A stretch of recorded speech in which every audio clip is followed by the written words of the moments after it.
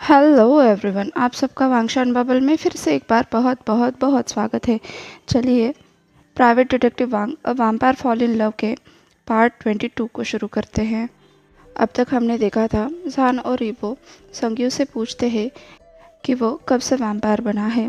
तब संग्यू उन्हें सब कुछ बता देता है कि वो नहीं बल्कि उसका बॉयफ्रेंड विसियोक वो असली वैम्पायर है, जबकि संग्यू खुद हाफ वैम्पायर है। उसकी माँ एक वैम्पायर के साथ रिलेशनशिप में थी, जिसकी वजह से उसका जन्म हुआ। ये सब बातें बार बार ईबो के दिमाग में चल रही थी।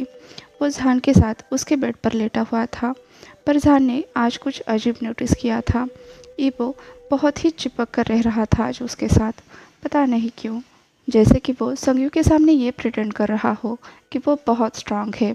उसे फ़र्क नहीं पड़ता संग्यू वैम्पायर है या कुछ और, या फिर संग्यू ने उसके साथ जो भी किया उससे भी ईबो को कुछ फ़र्क नहीं पड़ता। लेकिन जहान देख पा रहा था ईबो अंदर ही अंदर घुट रहा था। बेडरूम में जाने के बाद भी जब ईबो जहान से बिल्कुल लिपट कर सो गया तो जहान ने पूछा, ईबो तुम्हें क्या हुआ है? अब ईबो और कंट्रोल नहीं कर पाया। उसने कहा, मैं उसे मारना चाहता हूँ जान से। जहान ने कहा, मैं समझ सकता हूँ। ईबो ने कहा, तुम्हें ये सब अजीब नहीं लगता? जहान ने कहा, नहीं, पर तुम क्यों पूछ रहे हो? ईबो ने कहा, तुम्हें नहीं लगता वो आगे बढ़ सकता था? वो मेरे साथ कुछ भी कर सकता था, मेरा फ़ायदा उठा सकता था, और मुझे कुछ याद भी नहीं रहता, और मैं ऐसा बिल्कुल नहीं चाहता। जहान ने पूछा, क्यों? ईबो ने कहा, मैं नहीं चाहता मेरी ज़िंदगी में ये हक तुम्हारे अलावा और किसी के पास हो। तुम मेरे फर्स्ट थे जहान, और मैं नहीं चाहता कि वो कोई और बने। सिर्फ तुम ही हो मेरे लिए, और मुझे इस ख्याल से भी घिन आ रही है कि वो हो सकता था मेरा जहान नहीं। मेरा तो खुद को मारने का दिल कर रहा है। ईबो, जहान ने ईबो को पुकारा। ईबो ने कहा, जहान जहान, तुम्हें याद है हम पहली बार उस वॉशरूम में मिले थे? तभी से मुझे लग रहा था कि वो सिर्फ तुम ही हो जिसका मुझ पर हक है। तुम मेरे वो स्पेशल वन हो जिसका मैं हमेशा से इंतज़ार कर रहा था। मैं खुद समझ जाऊँ इससे पहले ही मैं तुम्हारे प्यार में पड़ गया था। ऐसा लग रहा था कोई इनविजिबल फोर्स मुझे खींचकर तुम्हारे पास लेकर आ गया है। और पता है, मेरे अंदर की आवाज़ बार बार मुझसे यही कहती है, अगर जहान नहीं तो कोई और नहीं। अगर मुझे तुम्हारे अलावा और कोई छूता है तो मुझे जीना ही नहीं है। पर आज ये उनकी बातें सुनकर ऐसा लग रहा है कि मैंने अपना भाग्य खो दिया है, मैंने सब कुछ खो दिया है। तुम्हारा भाग्य मतलब डेस्टिनी? जहान ने पूछा। ईबो ने कहा, हाँ, मेरे अंदर की आवाज़ कहती है कि हम दोनों की किस्मत एक दूसरे से जुड़ी हुई है। मैं सिर्फ और सिर्फ तुम्हारा हूँ। पर जहान ने कहने की कोशिश की, पर ईबो ने उसकी बात काट दी। उसने कहा, तुम्हें पता है जहान जान, मैं अभी इतना स्ट्रांग बनने की कोशिश कर रहा हूँ, पर मैं ऐसा हूँ ही नहीं। मैं नहीं चाहता कोई मुझे उदास देखे। उसने जो कुछ भी मेरे साथ किया उसके बाद मुझे इतना गंदा लग रहा है, अपने आप पर ही घिन आ रही है। पता नहीं कैसे मैं उसकी बातों में आ गया। उसने मुझे कंट्रोल किया और मैंने वो सब किया जो वो चाहता था। मुझे ऐसा लग रहा है मैं गंदा हो चुका हूँ, ऐसे धूल में मिल चुका हूँ। मैंने तुम्हें धोखा दिया है। मुझे बहुत गंदा लग रहा है जहान, बहुत गुस्सा भी आ रहा है, मैं उदास भी हूँ। मुझे समझ नहीं आ रहा मैं क्या करूँ। मेरे साथ इतनी गंदी हरकतें करने के बाद वो मेरा बेस्ट फ्रेंड बना रहा। वो बस 15 साल का था जब उसे पता चला कि वो इतना पावरफुल है, और साथ में ये भी पता चला कि वो मुझसे प्यार करता है। मानता हूँ कि उसे अपनी शक्तियों पर कंट्रोल नहीं था, पर क्या होता अगर वो सच में प्यार में अंधा होकर मेरे साथ कुछ कर बैठता। जहान को समझ नहीं आ रहा था उसे क्या जवाब देना चाहिए। ईवो ने कहा, जहान जहान, मुझे बहुत डर लग रहा है। मुझे ऐसा लग रहा है अब तुम मुझे अलग नज़र से देखोगे, तुम्हें मेरी घिन आएगी, तुम अब मुझसे प्यार भी नहीं कर पाओगे। आई लव यू ईबो। मैं तुम्हें अभी भी वैसे ही देखता हूँ, कुछ भी नहीं बदला है। और हाँ, तुम्हें खुद को इतना स्ट्रांग दिखाने की कोई ज़रूरत नहीं है। जहान ने ईबो की आंखों में देखते हुए कहा। ईबो की आंखें भर आई। उसने कहा, मैं बस रोना चाहता हूँ। जहान ने कहा, तुम रो सकते हो मेरे क्यूट लिटिल वैम्पायर, तुम जितना चाहे उतना रो सकते हो। जब तक तुम रोओगे तब तक मैं तुम्हें अपनी बाहों में रखूँगा। नहीं, जब तक तुम नहीं चाहते मैं तुम्हें खुद से कभी अलग नहीं करूँगा, तुम्हारे पास ही रहूँगा। तुम्हें हर वक्त स्ट्रांग बनने की ज़रूरत नहीं है, तुम भी कमज़ोर पड़ सकते हो। और याद रखना, जब तुम कमज़ोर पड़ोगे मैं हम दोनों के लिए स्ट्रांग बनूँगा। ईबो जहान के गले लगकर बहुत ज़ोर से रोने लगा और तब तक रोता रहा जब तक उसके आंसू ख़त्म नहीं हुए और उसके अंदर अब और रोने की शक्ति नहीं बची। जहान पूरे वक्त उसे अपने बाहों में कसकर पकड़कर उसे सहला रहा था, यहाँ तक कि ईबो के सोने के बाद भी जहान ने उसे सहलाना बंद नहीं किया। वो तो ईज़ान की आवाज़ से जहान डिस्टर्ब हो गया। जहान ने ईज़ान की तरफ देखा, तब उसे समझ आया ईबो ईज़ान का लिटर बॉक्स साफ करने के बाद अंदर लाना भूल गया है। आज ईबो की बातों ने सच में ईज़ान के दिल को छू लिया था। बस ईज़ान को बाहों में लेकर ईबो की सारी बातें सुनना ईज़ान को कितना पसंद था, ये अब जाकर उसे समझ आ रहा था। ईबो की नाराज़गी जायज़ थी, वो बहुत उदास था, पर फिर भी वो योन को खुद से अलग नहीं कर पा रहा था, उससे सारे रिश्ते नहीं तोड़ पा रहा था। जहान बहुत अच्छी तरह से समझ सकता था कि ईबो के अंदर क्या कश्मकश चल रही है, क्योंकि योन ही वही इंसान था जो ईबो के बुरे से बुरे वक्त में उसके साथ था। ना उसकी फैमिली, ना उसका भाई तब उसे सहारा दे पाए थे जब ईबो को सबसे ज़्यादा ज़रूरत थी। एक तरह से वो उसके दोस्ती के एहसान तले दबा था। हो सकता है अब उसका इस दोस्ती को देखने का नज़रिया बदल चुका है, फिर भी वो योन को कभी खुद से अलग नहीं कर पाएगा। ना ही जहान ऐसा चाहता था कि वो अपने इकलौते दोस्त से अलग हो जाए। जहान ईज़ान का लिटर बॉक्स लेकर वापस अंदर जाने ही वाला था, तभी उसने किचन से कुछ आवाज़ें सुनी। जब उसने पास जाकर देखा तो वहाँ पर उसने संगीव को पाया, जो बहुत बुरी तरह से रो रहा था। रो रो कर उसने अपना हाल बेहाल कर लिया था। उसने अपने हाथ में एक कप पकड़ा था जिस पर उसकी और ईबो की पिक्चर थी। जहान ने एकदम शांति से पूछा, क्या हुआ है तुम्हें? योन ने ऊपर देखा, उसकी आंखें पूरी तरह से सूजी हुई थी, लाल थी। जहान को समझ आ गया योन काफ़ी देर से रो रहा होगा। उसने बात करने की कोशिश की पर उससे शब्द ही नहीं मिल रहे थे। जहान ने पूछा, क्या तुम खुद से नाराज़ हो? योन ने कहा, हाँ, मुझे खुद पर घिना आ रही है, मैंने ईबो के साथ ये सब क्या कर दिया।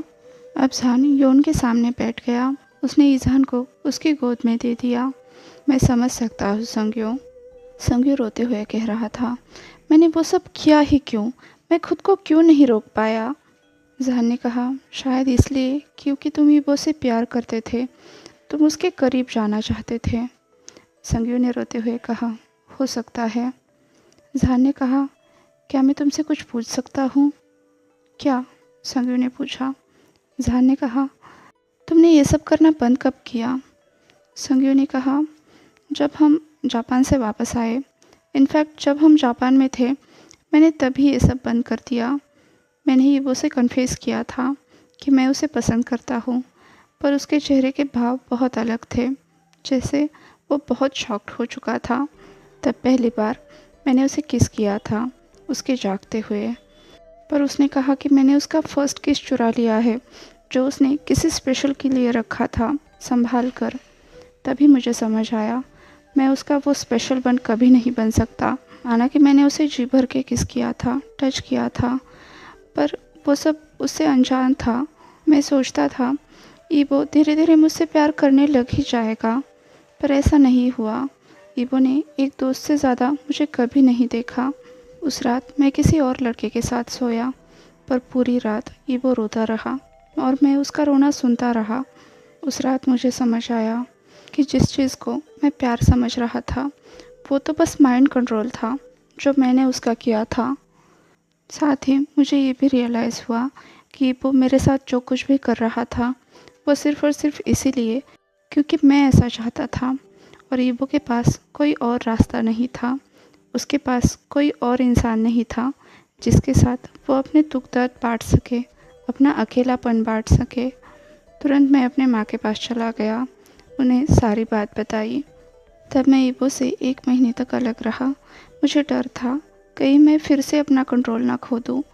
पर वो मासूम तो ऐसा सोच रहा था कि मैं गुस्सा हूँ, उससे नाराज़ हूँ और वो सब कुछ करने को तैयार था जो भी मैं चाहता हूँ, बस वो मुझसे प्यार नहीं कर पा रहा था।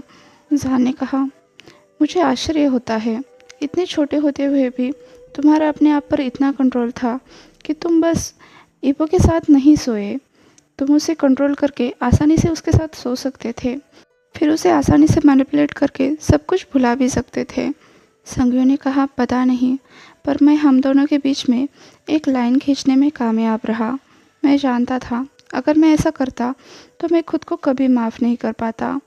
अगर मैं उसके साथ वो सब करता और उसे मैनिपुलेट करके उसे ये भी कहलवाता कि वो पसंद करता है, फिर भी ये तो रेप ही होता ना। जहान ने कहा, हाँ बिल्कुल। संगयू ने कहा, तुम्हें पता है जहान, मुझे लगता है अब मुझे ईबो से थोड़ी दूरी रखनी चाहिए, हम दोनों में भी थोड़ा सा डिस्टेंस तो होना ही चाहिए। जहान ने कहा, मुझे लगता है तुम सही सोच रहे हो। संगयू ने आगे कहा, पर मैं अब भी तुम्हारे ग्रैंडपा से बात करना चाहता हूँ, अभी भी मैं तुम्हारे प्लान के बारे में सोच रहा हूँ। जहान ने कहा, ऑफ कोर्स, मैंने पहले ही उन्हें मैसेज कर दिया है, तो उन्होंने कहा कि वो तुमसे मिलने को तैयार है, तुम जब चाहे उनसे मिलने जा सकते हो।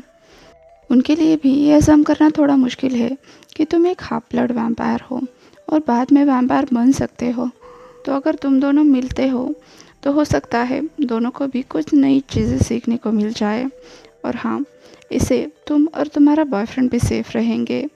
बॉयफ्रेंड का नाम सुनते ही संगयू के चेहरे पर मुस्कुराहट आ गई। उसने कहा, सेओकी भी बिल्कुल ईबो की तरह ही है, प्यारा और मासूम। मैं उसे बहुत प्यार करता हूँ और अगर उसे कुछ हो जाए तो मैं बिल्कुल नहीं सह पाऊँगा।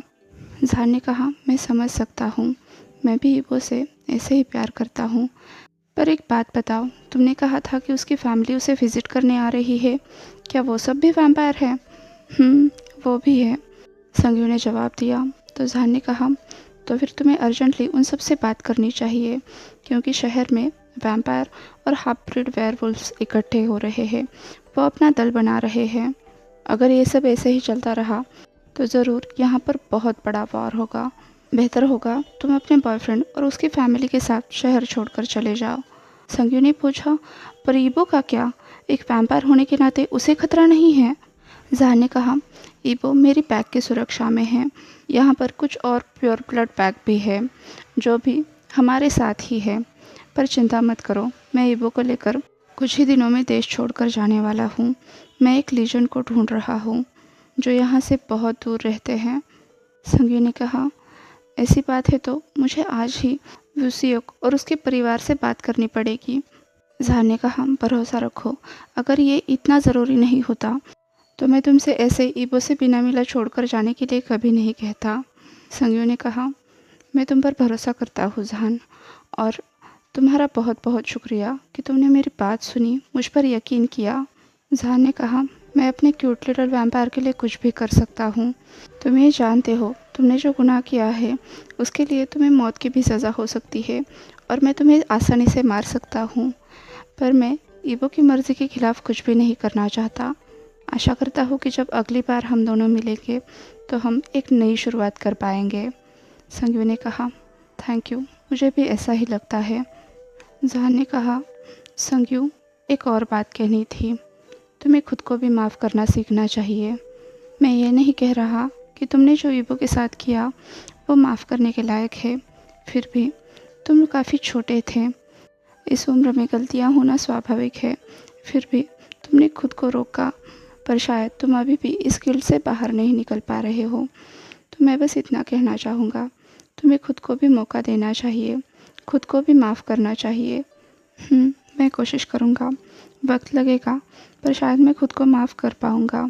संगयू ने कहा, चलो अब मैं अपनी पैकिंग करने के लिए चलता हूँ, मुझे सेओकी के पास वापस जाना है। जहान ने पूछा, क्या तुम आज रात यहाँ नहीं रुकने वाले? संगयू ने कहा, नहीं, मुझे सबसे पहले सेओकी और उसके परिवार के पास जाना होगा, उन्हें सुरक्षित रखना होगा। चिंता मत करो, मैं ईबो के लिए एक नोट छोड़ दूँगा। जहान ने कहा, ठीक है, फिर अलविदा कहते हैं, और हाँ, मैं अपने ग्रैंडपा का नंबर भी तुम्हें दे देता हूँ, जब ये सब ख़त्म हो जाएगा तब तुम उन्हें ज़रूर कॉल करना। संगयू ने कहा, हाँ ज़रूर, बस तुम ईबो का अच्छे से ख्याल रखना, क्योंकि एक बात हमेशा याद रखना, वो तुमसे बहुत प्यार करता है, इतना कि वो तुम्हें अब अपना हस्बैंड मानने लगा है। जहान ने कहा, हाँ, मैं भी उससे बहुत प्यार करता हूँ, शायद दुनिया में सबसे ज़्यादा। पर मेरा यकीन करो, मैं उससे ज़रूर शादी करूँगा। जितना उसे खुशी मैं दे सकता हूँ उतनी मैं ज़रूर दूँगा। संगीव ने कहा, थैंक यू। मैं बहुत खुश हूँ कि ईबो को तुम मिले और तुम उसके मेट बने। तुम दोनों का प्यार सच में काबिल तारीफ़ है। चलो अब मुझे जाना होगा। ठीक है, मुझे भरोसा है हम फ्यूचर में ज़रूर मिलेंगे, जहान ने कहा और ईज़ान को लेकर अपने बेडरूम में आ गया। जैसे ही वो वापस से बेड पर लेट गया, ईबो तुरंत उसे चिपक गया और बोला, बहुत अच्छा, बहुत वार्म है, लव यू जान जान। जान ने भी ईबो को अपनी बाहों में भर लिया। उसके माथे पर किस करता हुआ वो बोला, मैं भी तुमसे बहुत प्यार करता हूँ, मैं क्यूट लिटिल वैम्पायर। जान ऐसे ही ईबो को बाहों में लेकर सो गया। अगली सुबह जब वो उठा, संगीव पहले ही जा चुका था और उसने ईबो के लिए नोट भी छोड़ रखा था। आज के लिए बस इतना ही, आपसे कल मिलती हूँ। तब तक के लिए अपना ख्याल रखिए। वीडियो पसंद आया हो तो लाइक, शेयर और कमेंट कर दीजिए। और हाँ, अभी तक इस चैनल को सब्सक्राइब नहीं किया है तो सब्सक्राइब भी कर दीजिए और वांगशान बबल में खुश रहिए। Thank you.